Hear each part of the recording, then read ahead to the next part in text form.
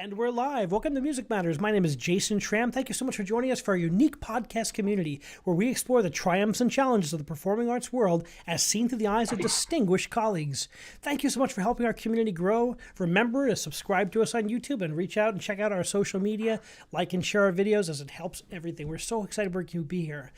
Tonight we have incredible guests and to talk about a really special event. We were on location tonight in New York City at Swing 46, one of the top jazz clubs in New York City. And we have a concert that's going to be really spectacular. It's a 007 concert at Swing 46. And I'm here with the two producers of that concert. This is Weston and Michael Fennelly, who are the leaders of the Athena Music Foundation. Welcome, Michael and Megan. Jason, hello, Jason. It's been great to see you again. I just watched a wonderful rehearsal. You guys were really doing a great job. You put together an incredible concert. You've got singers from the Metropolitan Opera, Broadway, and everything in between. You've got the Swingadelic Big Band, one of the top big bands in New York City, and it's going to be quite an event. Well, this always happens to Athena. We always start with like 2 or 3 singers, and well, let's maybe do a cello, and pretty soon it's a whole big band. And really, about a couple years ago, I just like James Bond. When I was really little, I watched the movies with my dad, and I thought someday we should do some of these songs. And I didn't know there's like 28 of them. There are a lot. There's so much. It's like a compendium of popular music styles over like 30 years of music making. It's pretty incredible. It is. It's that's the perfect way of describing it, because you start with the early 60s, and the orchestration is pretty lush. And then it's interesting as it moves more into kind of rock music in the 70s. We have Live and Let Die, but they still keep the orchestra. So that's been consistent through all the Bond songs, I think. They always have these strings that come in, and so it's definitely a style, though. It's a specific James Bond style. That's true. It's really like the big band 50s and 60s that your parents listen to. Even in the biggest rock songs, they always have that the minor triads going up and down for the theme and the big brass.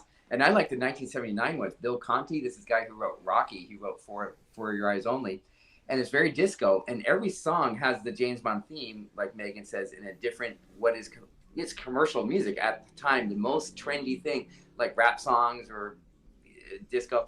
And that theme, that is varied so much, and sometimes you don't even notice it. And it's really kind of clever how they do it. So I'm having a good time with this. We usually do classical music, opera, that's it, and nothing but. And it's a really kind of a step into the unknown for me to do something like this, and it's just so much fun. It's such a wild thing to see. Such great. There's so many artists I've worked with that I've seen before. Classical artists, opera singers like yourselves are both trained classical artists. But it's great to see you guys like button down the top button and do such fun and exciting music. I think the audience is going to have a great time. Well, and the singers are amazing. A lot of these singers sound way better than the recordings. And some songs we make fun of, they actually sound good, because they're trained classical singers and they just get the audience going. So.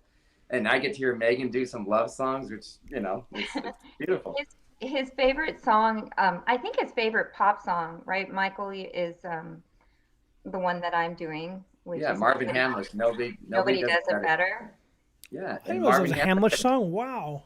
Yeah, Marvin Hamlish. Yeah, he had just done this thing, the Joplin adaptation. And so that song, you can hear the Scott Joplin in the piece.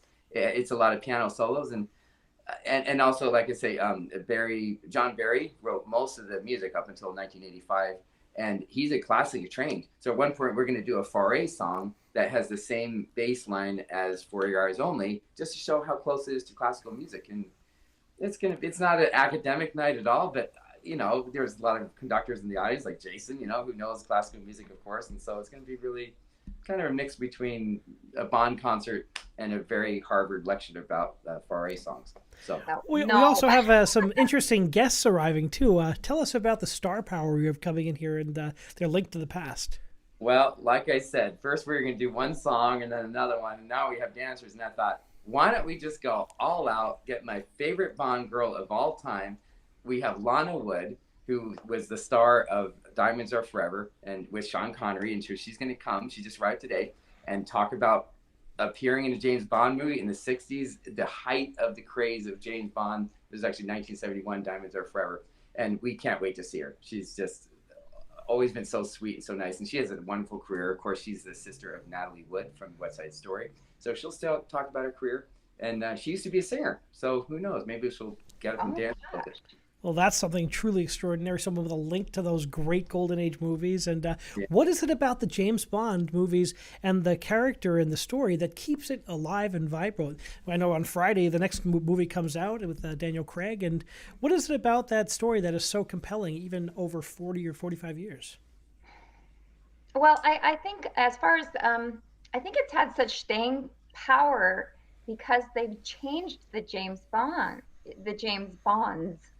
and so you always have a contemporary James Bond, and he represents that time and that age of a super spy's life, I guess.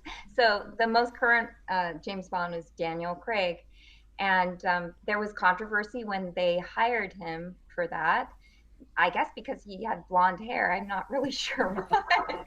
But Blue-eyed blonde hair. I'm he the was one. so fantastic. I mean, so No. he brought he brought this energy of the 2000s, a contemporary James Bond, and the next one will bring whatever energy is the future. So I think, yeah, he that's why really it's reflects so the fantasies of males and females. In the 60s, it was all about being macho and getting any girl you want. And now things have changed, and people have a lot of families, and they know the responsibility of being more a citizen of the world. And I'm always amazed how the creators of these movies can take a definite premise. He's going to win at the end. He's going to suffer. The girl's going to get lost. And within that format, which is just what's going to happen. It's so exciting to see how they come up with new things on this.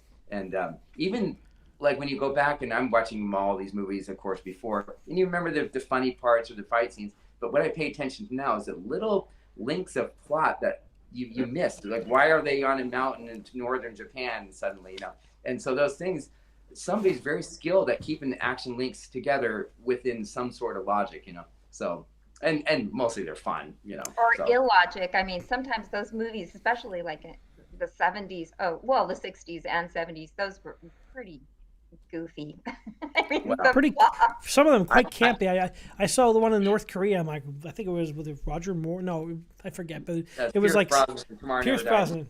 Oh, okay. Well, yeah, it's it is a fantasy. But the neat thing about traveling, and all three of us travel all the time, is you go to these places and you actually see them, and you think, this was that Siberian steppe that they're showing in this movie, and it's really kind of neat to see all the places like Monte Carlo. I played a concert there a couple years ago, and you're on stage of the casino in Monaco, and you're right next to the James Bond cars, and it's really fascinating. So I guess what I'm trying to say is I am the new James Bond for the new movie. I might as well announce it right. Congratulations, that's great. Yeah. Megan voted me. Megan, what is your view as a woman of James Bond? You've seen all the movies, and in the 70s, Roger Moore walks in a room and all the girls fawn. They don't really do that so much in the movies now. I mean, the women always look at him. They're always attracted to him because he has a certain kind of energy. I think it's mostly his energy. It doesn't. Of course, he's handsome, but it's more about his charisma and his confidence. So that's what always attracted me to the character of James Bond. I love the action as well. They're just great action movies. But yeah, I would say it's the confidence. Megan, would you want to be a Bond girl? I'm being serious. Like, a lot of times, just on tour, there's someone at a gas station say, "Oh, you're a Bond girl." Every girl seems to be want to be in these movies. I wonder what what character would you be in a movie? Oh God, don't ask me that. But I kind of like the more contemporary Bond girls. But I must say there is one Bond girl that I absolutely loved from the 70s, and that would be Triple X. So Barbara that's Bach. from Barbara Bach. Because she was she was like the Russian James Bond. She was just as smart as he was. Several times she outsmarts him, and so I always thought that she was the perfect James Bond or Bond girl, Bond woman. because she's beautiful, smart, and she was also deadly. She was like James Bond, but a Russian spy. Yeah. No, So how long did it take to put this concert together? Well, that's a funny question because, of course, this movie you mentioned, No Time to Die, which comes on Friday, was originally supposed to come out about 3 years ago.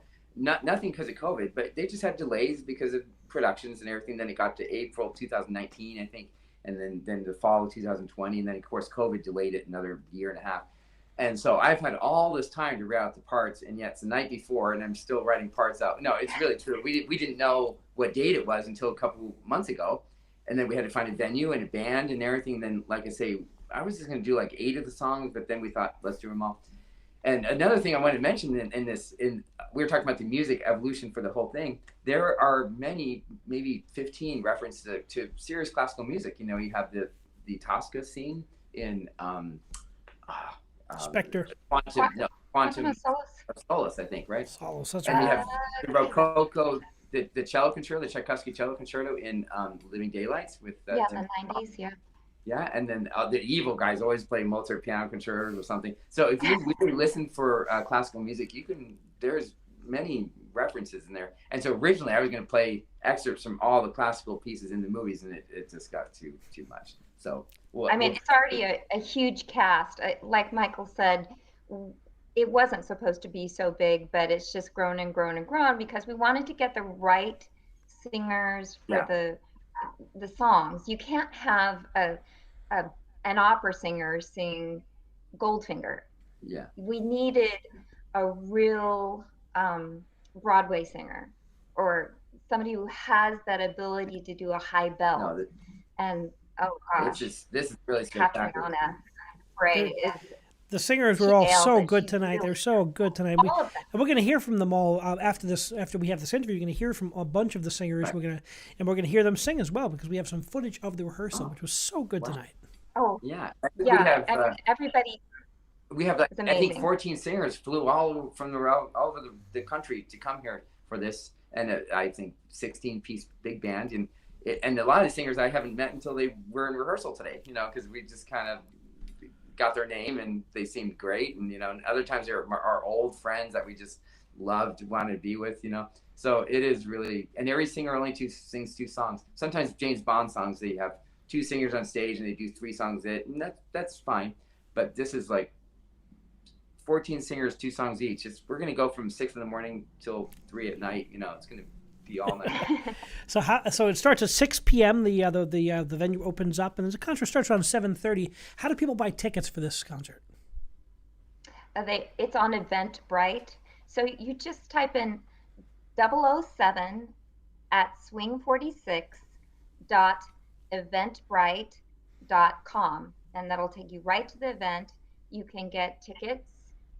They're $100 each, but let me tell you, we are subsidizing. Athena Music Foundation is subsidizing this concert, this event, a lot. So that is a bargain, especially in Midtown New York City.